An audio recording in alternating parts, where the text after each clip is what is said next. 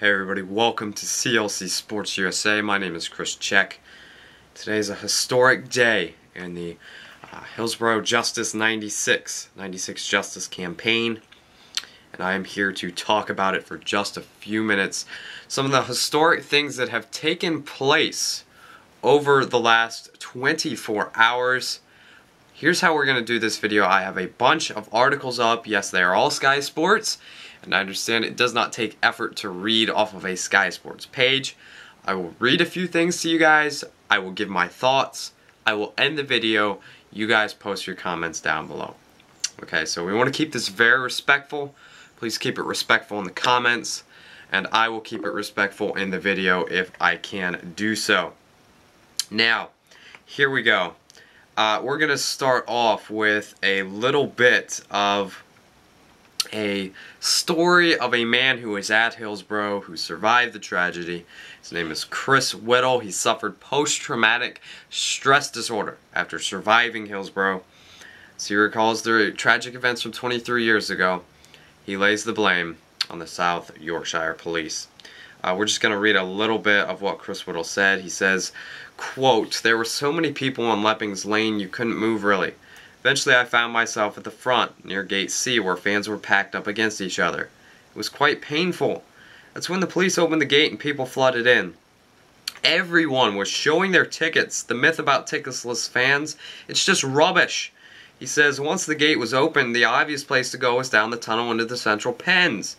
In the previous year, the tunnel was closed off when pens 3 and 4, the central pens, were full, but that year it wasn't closed. So everybody went down the tunnel into those pens, and it became overcrowded. I heard a lot of people shouting, people saying, someone is going to get killed, someone is going to get hurt. People couldn't move. The tunnel was very, very dark. It was a steep grading as it went down, and a lot of people lost their footing. I almost fell, and there were some people crushed underneath. I was pushing from the back into pen 4 and was rammed into a barrier. My chest was expanding and I got shooting pain in my back. I managed to get a small gap of space to push back, but then a bigger surge came again and I went to the floor. I got pulled up, and that was when I screamed. I screamed because it hurt that much. We were there for quite a while as people began pulling into the stand above. Eventually people were getting on the pitch, and I slowly tried to make my way to the pitch, but my legs were like jelly and I was shaking. I was completely out of it by then. I knew something bad had happened, but I didn't realize at that time how many had died. When we were coming back in the car on the radio, the death toll kept going up. 30, 40, 50, 60, 70. It was constantly on the TV that night and the next day, but even though I was there, I still had to watch the news reports so I could take it all in. That night I didn't sleep a wink because I thought I was going to die. I wasn't the only one. In fact, I was one of the lucky ones because I came home. And 96 did. It's a very touching story by Mr. Chris Whittle. The tragedy of Hillsborough. And really today, the Prime Minister offering an apology and all of that. I'm going to read a couple more things of some of the players.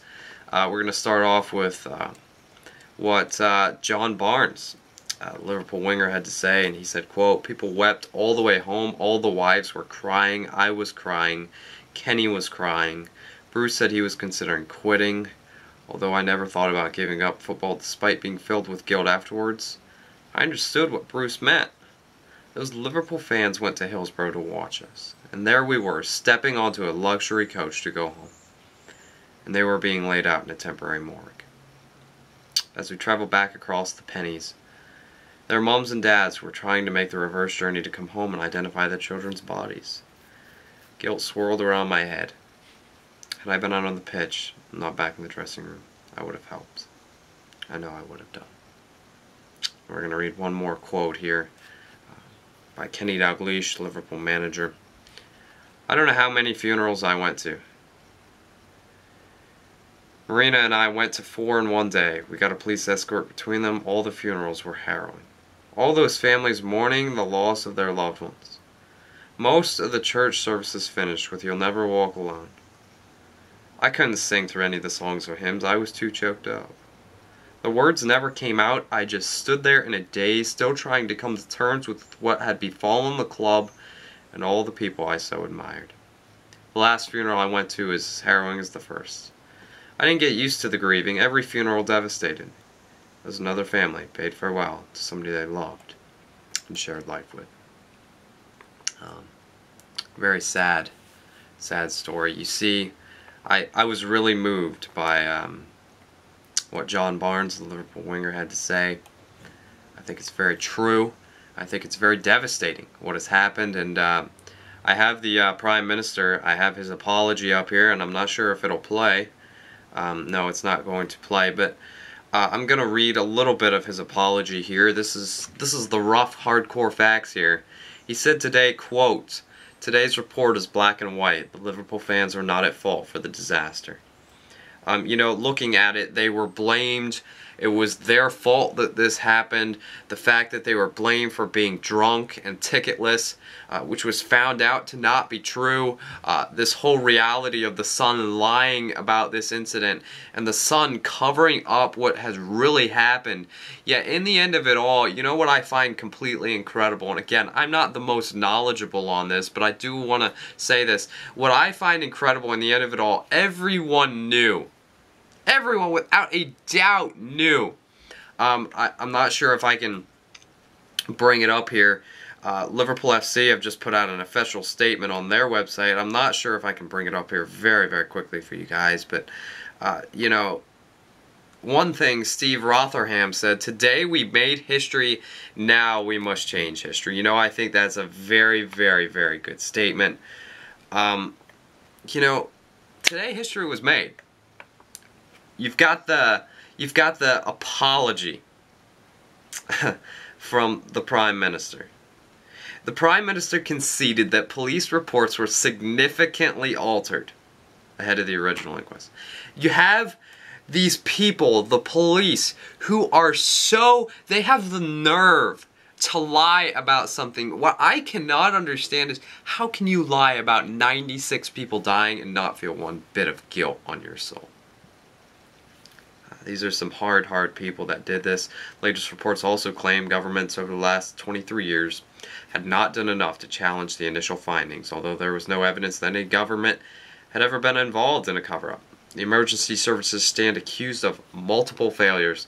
Mr. Cameron insisted it was clear that more could have been done to save lives. It was reported that up to 41 lives could have been saved. The panel came out with that.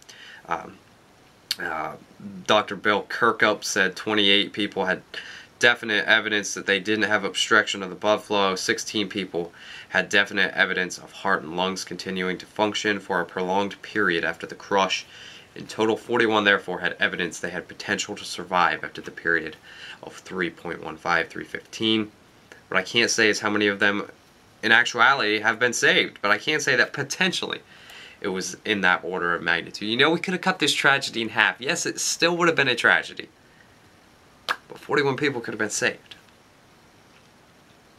This is a great day, and Liverpool fans, this is a fantastic day. But you know, it's still, there's a little bit of sadness because what happened happened, and we mourn and we miss 96 people on this earth who deserve to live on.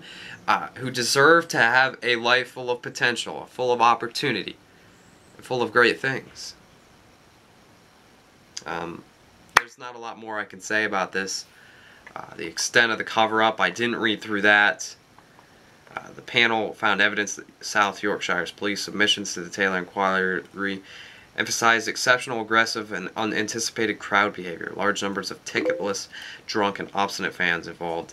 That was part of the lie. And, you know, going down further into the report found that 116 of 164 police statements identified for substantive amendment were amended or removed or altered comments unfavorable to the South Yorkshire police. One police officer said he only accepted the changes because he was suffering from post-traumatic stress and that he considered it all an injustice for statements to have been doctored to suit the management of the South Yorkshire police. The families have long believed that some of the authorities attempted to create a completely unjust account of events that sought to blame the fans for what happened. The families are right, quoted by Dave Cameron. Justice, so close to being served. Today is such a great day for the Hillsborough Memorial. Give me your thoughts down below. You all know what's happened better than I do. If I miss stuff, please go ahead and inform me. Please be respectful, though. I would much appreciate that. This has been CLC Sports USA. Thank you guys so much for watching. And you can leave a comment and a like down below. You can subscribe to the channel. And this was not planned, but all this happened. Justice. 96 people. And thank you guys for watching. And remember, you'll never walk alone.